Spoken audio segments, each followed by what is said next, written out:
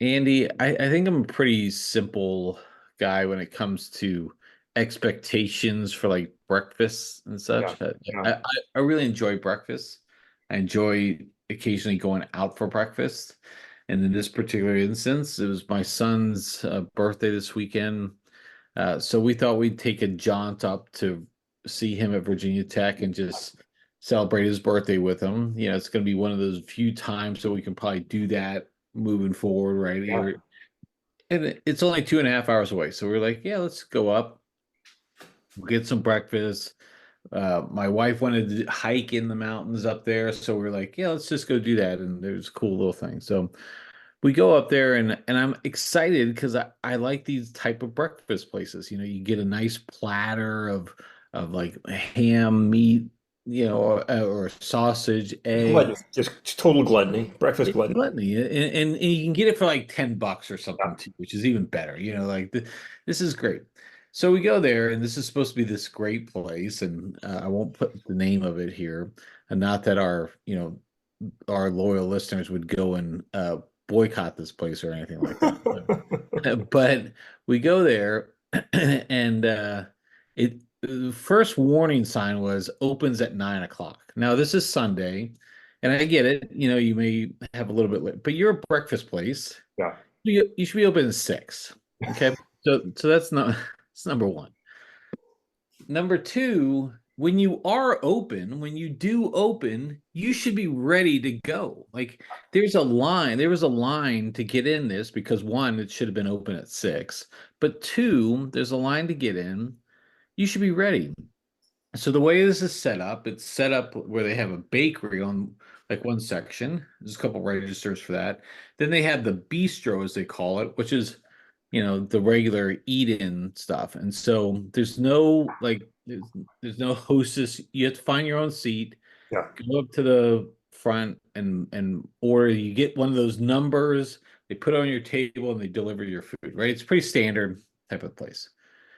Except again, be ready to go. So they open up the doors. There's probably 20 people in line, and they're not ready. Like Yeah. they had to reset the cash register. They had to reset the swiper or the credit card reader. And we're sitting there, and I'm like, what? So that's the bistro part. The bakery part, they have two cash registers for the bakery, which nobody's in. Maybe one person will come in, and they have two people just sitting there on their asses waiting to take orders for people who are not coming in. They're waiting for the rush. They're waiting for the rush, Dave. They're waiting for yet there's 20 people in line and it's growing longer with one cash register that had to be reset. No, no, hey, let's take some of this burden off of you. Let's move some people to this other register, which I thought they were going to do, but they didn't.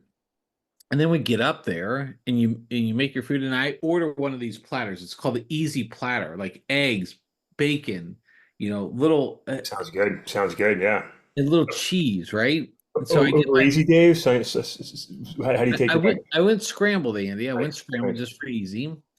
So they come out, and I think I got 1.5 egg scrambled egg, 2 pieces of bacon, and then I got this salad on the side, like Breakfast salad. little leafy stuff Yeah. and tomato. I'm like, what the and one slice of Swiss cheese. And I'm like, what the fuck is it? Like this is unbelievable. So like my day was not good yesterday. It's not hard to do breakfast. It shouldn't be. It shouldn't be. That can ruin it. I mean, so you spoke to a lot of important points here. One, the restaurant industry is a stressful industry, right? And people don't appreciate the importance of managers in that industry. I had a lot of jobs in high school and college and in that work, and like having a good manager that can identify the problems, start redirecting people and getting people up off their butts and getting them working the register, like that is important. And not every place has that. And especially, in a college town where it's a lot of college kids working the desk, they're sort of okay with like, hey, nobody's in my line, you know. So it can be rough going. And then yeah, I mean, there are some good breakfast spots down there in lovely Blacksburg. Say there's a place my wife enjoys the cheese Danish quite immensely from, but yeah, it is always packed. It's difficult. So I'm sorry you had that stressful experience, Dave. Maybe next time you just, DoorDash it and or you hit the IHOP, Old Faithful IHOP, and I, keep it I mean, simple. I want to keep it simple. Like I want to embrace local restaurants too, but here, like my wife's laughing at me the whole time, and she's like, "Look, we're not in a hurry to go anywhere." And I was like, "It's not about being in a hurry.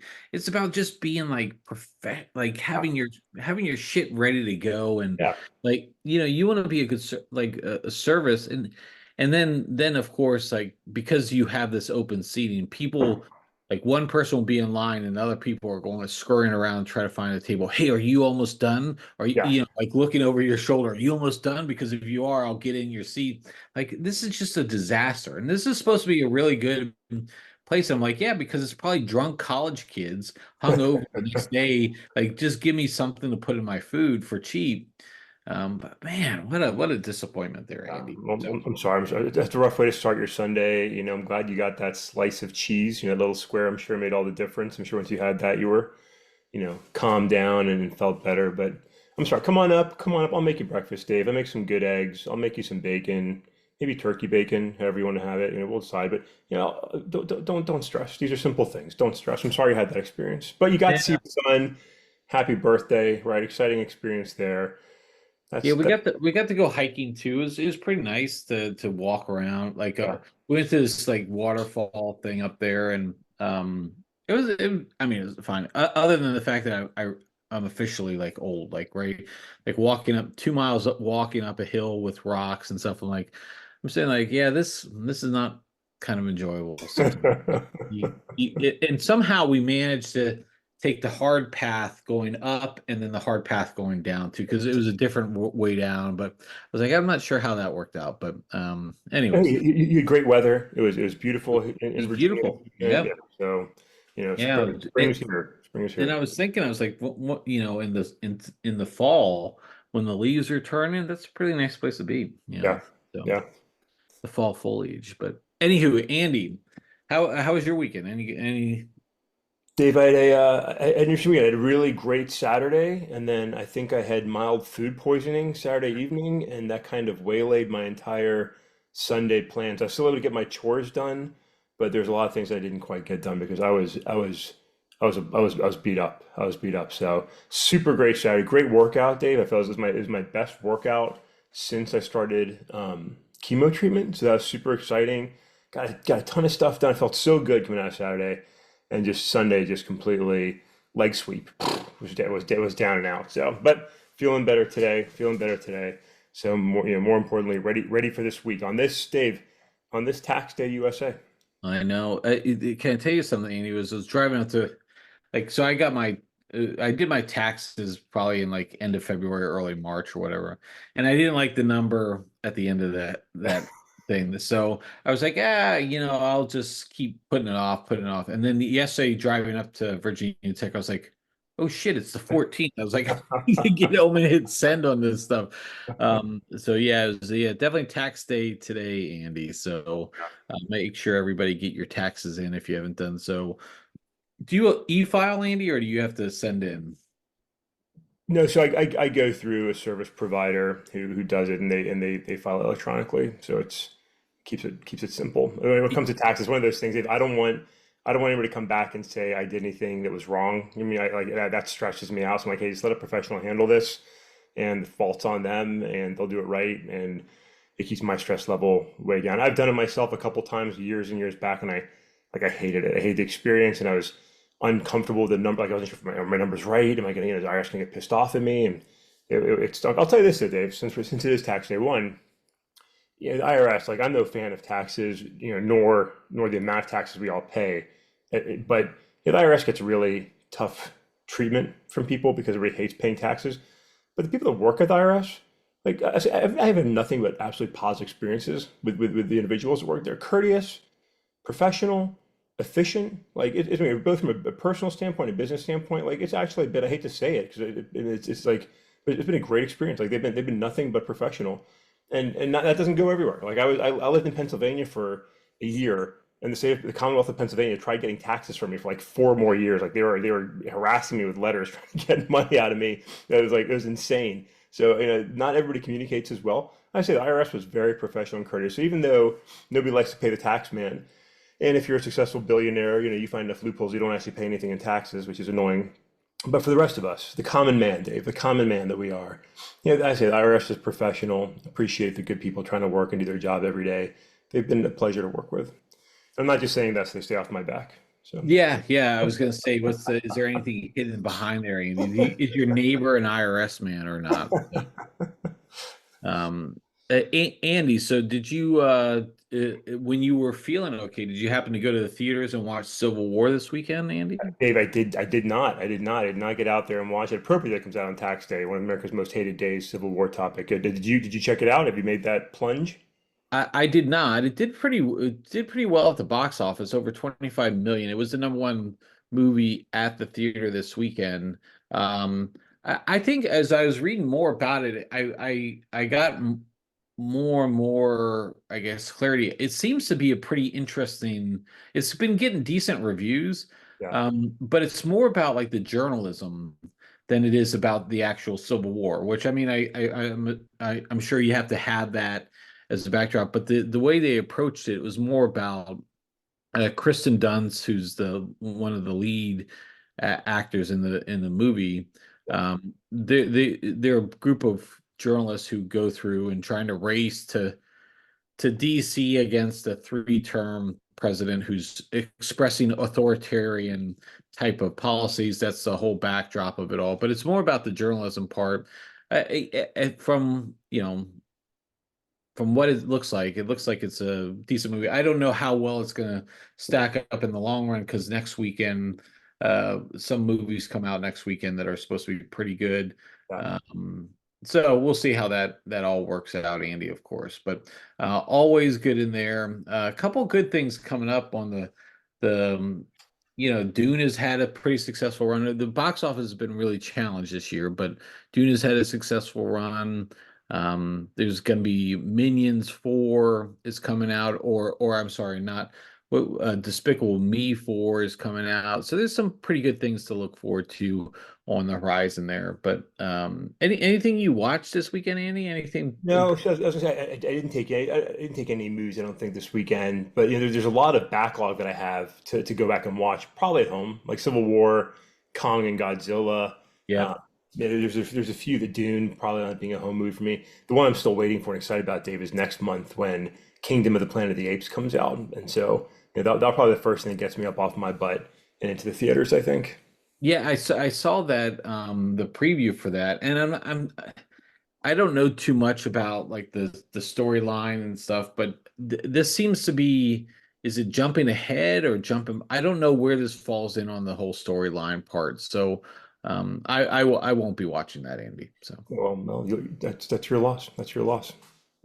it definitely is. It definitely, what is drawing you about Kingdom of the Planet? Are you gonna actually go to the theater and watch it, you I think think? I would. So I like the old 60s, 70s Yeah. movies. I found them, they'd be on TV a little bit when we were growing up. You can sometimes dial into them. And then when I was in Oklahoma as a young lieutenant, like they would be on like seemingly every weekend. I was like, these are awesome movies. And so I was enjoying them then. And then when the new series came out, I thought it was just super fun, well done, cool storyline, sad storyline in many respects, but just a lot. I really enjoyed it. And it's sort of those are sort of the prequel to the old movies, right? So in the old movies, it's Planet of the Apes time, right? It's happening, and so these kind of took you back to how did we get there. So it's pretty cool. It's pretty cool, and so this continues that storyline. I don't know if this continues into the old movies still, sort of, or if it starts to branch off. I'm not sure, but Yeah. it was fun to get the backstory, and it's fun to watch them, and they're well done. They're well done. I mean the animation is good. Of the apes, and it's very very to me, I thought it was realistic. I thought the storylines were, good stories of, the difficulties of, confrontation and war, and just it was a very good storyline. I think you enjoyed it. I think those listening, Okay. and you would enjoy the Planet of the Apes series. Strong recommend for the three-part series, soon to be four. Yeah, I saw glimpses of it, over the years, maybe I should just restart it or something. But I will see. We'll see. Andy, another big story this weekend was conflict in the Middle East. We had obviously Israel and Hamas continue their conflict, and there's been, things here and there that have happened that have threatened to spread the attacks more regionally, or the conflict more regionally. In fact, get onto the World War III type of mind. Obviously, Israel is still working, or having some conflict with Lebanon, with Hezbollah and such. But then this weekend, in response to an Israeli attack on the Iranian consulate in Syria, I think this was earlier this month, or yeah, earlier this month, Iran launched a series of missiles and drone strikes against Israel. Now they say it's over. They say that was their response. I didn't see any reports of damage or casualties as a result of that, because Israel has that Iron Dome concept that really protects them from those type of attacks, largely speaking.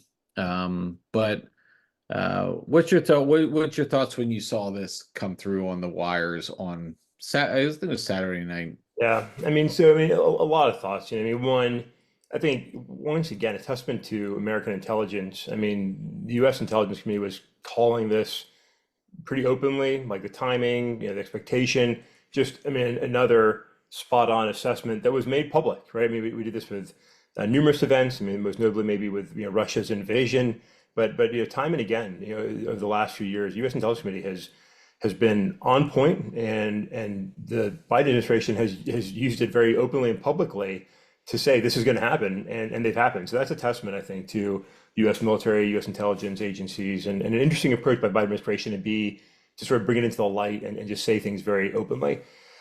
But beyond that, Dave, I mean, two major thoughts. One, listen, the Israeli people, the Iranian people, the Palestinian people, like innocent people that just want to live their lives, right? You've got extremists in every society, every culture, every camp, but the majority of people, like, they just want to live their lives. And what these conflicts show is just the endless tunnel of assholes that rule countries that just escalate, escalate, escalate. Whether it's a country or it's Hamas, right? It's leaders that do atrocious things to one another and subject the people to all this violence and carnage, right? So, with Israel and Iran, it's constantly a finger pointing of who started what. And it's an endless cycle, right? Well, you did this and we did that. We did this in response to this. You did in response to that. You were supporting these guys. But the escalation is it's just world leaders being dicks. And most people, like the Iranian people, are sick of their regime. Like they do not want the theocratic regime that rules that country. And they don't need it. Like Iran could be a great, vibrant democracy, if they could get rid of that, government. And the Israeli people, like, they were done with Netanyahu. I mean, they were over him. He's corrupt. They were gonna, he was supposed to go, to court. And then the Israeli people were like, hey, we're done with this guy. But he finds a way to stick around, and war always helps people stick around. So now he's lingering around. The Israeli people are done with him. Like they don't want to be at war all the time. I mean, and the Palestinian people, they're just abused from every side, right? You've got the Arab governments that just like to use the Palestinian people and use them as a story. Then you've got Hamas and other corrupt leadership in the PA, and it's just a mess. And so as I see this tragedy of just conflict and war and violence and carnage and all it does, it's just assholes all around. And you look further, and it's the same thing everywhere else. I mean, so we have an endless supply of really shitty leaders, and I have to stop and give credit here to Joe Biden. I reluctantly find myself doing this from time to time, which is frustrating, but he has to walk an incredibly difficult line right now in how he supports the Israeli people, right? And so to rush and defend them against this Iranian attack, but not stand and support their government. And he's trying to support the Palestinian people, but not stand and support their government. Like, that is a very difficult line to walk that is not going to make anybody happy. I don't think he's doing a great job. I don't think anybody could do a great job. I think he's handling it pretty decently, which is maybe as good as it gets when you've got these complex factors. So a lot of thoughts. It's a mess. It's always been a mess, and hopefully at some point the people can stand up, dump these awful, governments and put things in place that can really, bring them, success and happiness and, the opportunities to be who they want to be and get out of this cycle of violence. Yeah, I mean, I think you hit on a really good point because it is often not the people that we're at war with or there's conflict between. It's the leaders, right? They're driven by their need to protect power or to gain more power, and this is what happened. There's a lot of restraint being urged. I think Israel so far has done that.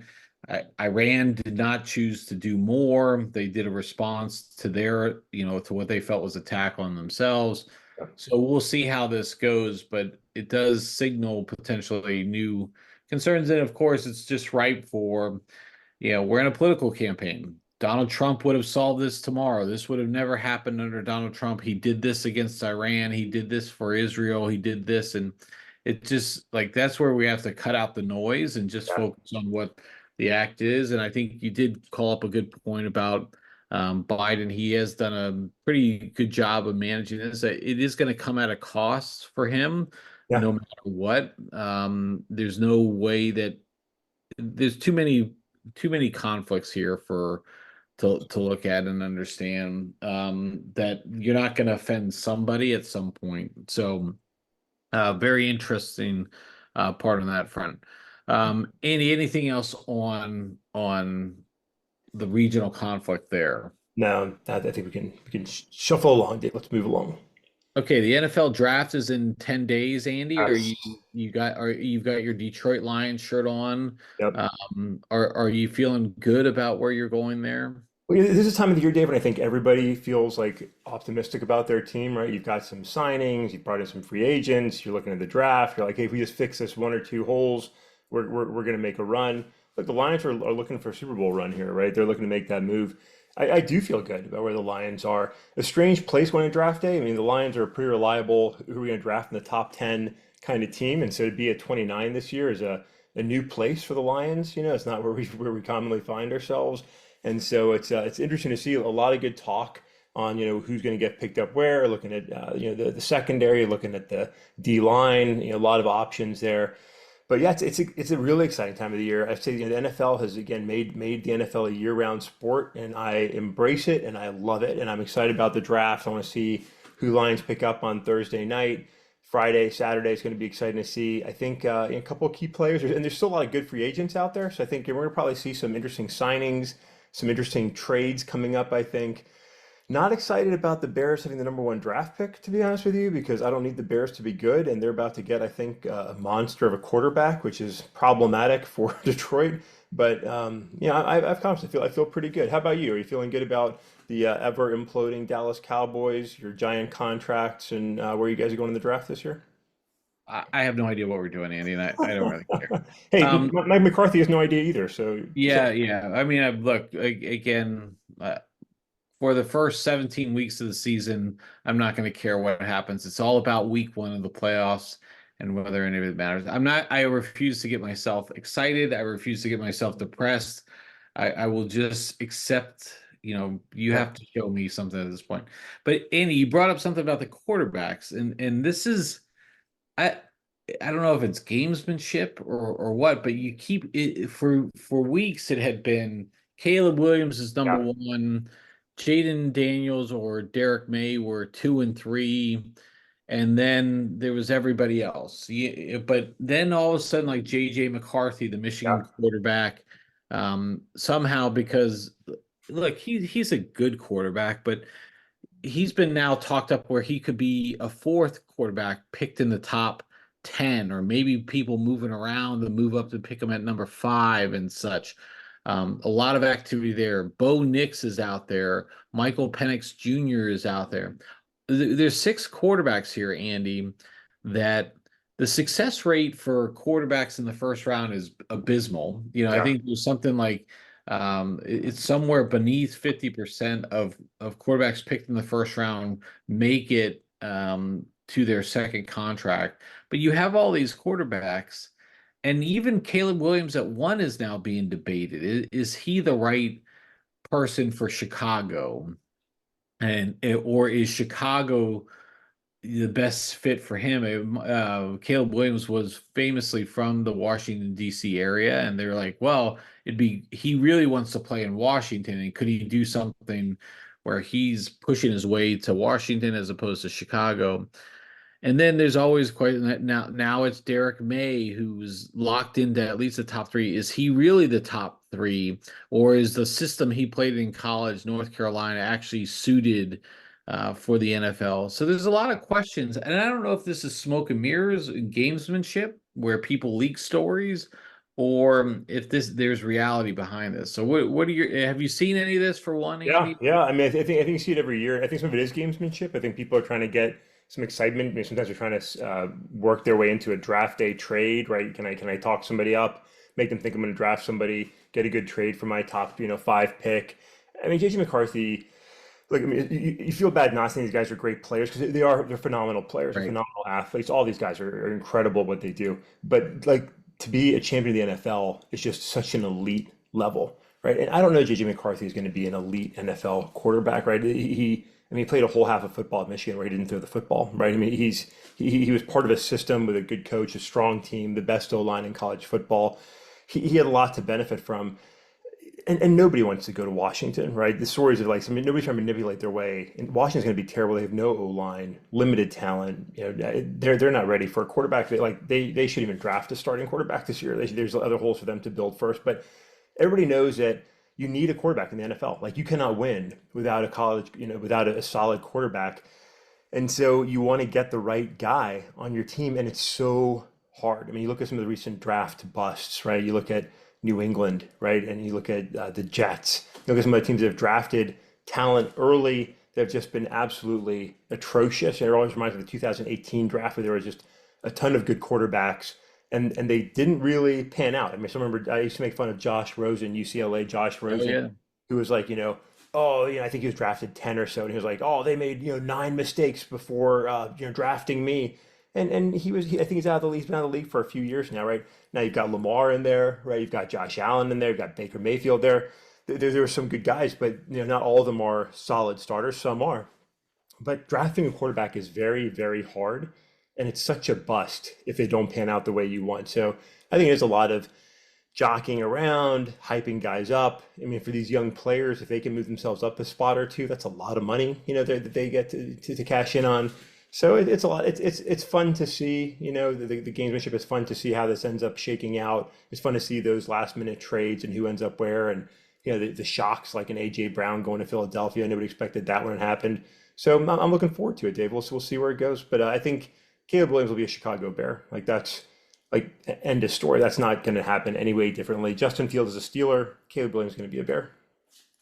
Yeah, I mean, I tend to agree with you. The JJ McCarthy thing is just frustrating me. It's like this is where the guy you mentioned it all. He had a great offensive line, he had a great coach, great scheme. He had a lot of people to throw to. And again, he played Penn State and didn't throw the ball in the second half. People are like, "Well, he just needs to manage the game." It's like actually in the NFL, you need somebody to win you the game too. Yeah, And all these combine things where these pro days where he's like throwing on the run. Yeah, that's great when you have nobody in front of you and yeah, nobody's chasing you down. It's a lot different story. And look, I know look, it's hard because these guys are all great athletes, right? If you're being considered for the NFL draft, you are a great athlete. Let's just spell that right away. It's just the quarterback play is so challenging and hard. And unfortunately, you look at Dak Prescott, who I think he was a fourth round draft pick. yeah, And again, not to say Dak has been like the best quarterback ever. I have my challenges with him, but he's a pretty darn good above average quarterback. You look at Jalen Hurts, where he got drafted in ultimately in I think it was the second round for Hurts. Obviously Brock Purdy famously is the last pick in the draft. It really is a matter of where these people get drafted into, like the environment they get drafted into, and how they can be fostered and matured and grow. yeah, You mentioned the Jets. I mean, they had Sam Darnold as a number one or the number two draft pick one year. Then he didn't last at 3 years before they drafted Wilson.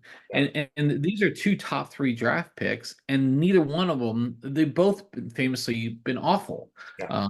Even though Darnold's trying to catch on still with a team. Zach Wilson probably is not going to catch on with anybody at this point. But yeah, it's going to be interesting for these next couple weeks where we see these. It's hard to believe it's still. I mean, for as much as we've talked about it, it's still 10 days away. There's a lot more that can probably Yeah, change for sure. on there. So, Andy, I think that's a good start to the week here on a Monday for our pod. So, any final thoughts for as we wrap things up? No, Dave, glad to be back for another week here. Hard to believe it's mid-April already, but here we are. So happy tax day to America. And we should say thanks to those that bother to stick around and hang out with us. It's we were at our wives, let alone other people. So it's nice for people to stick around and listen to us and share with us. And so we appreciate that. Yeah, I definitely agree as well. And I hope you feel a little bit better, Andy. I'm going to go clean my colon right now. So, that part. So, all right, Andy, with all of that, well, I'll catch you up next time.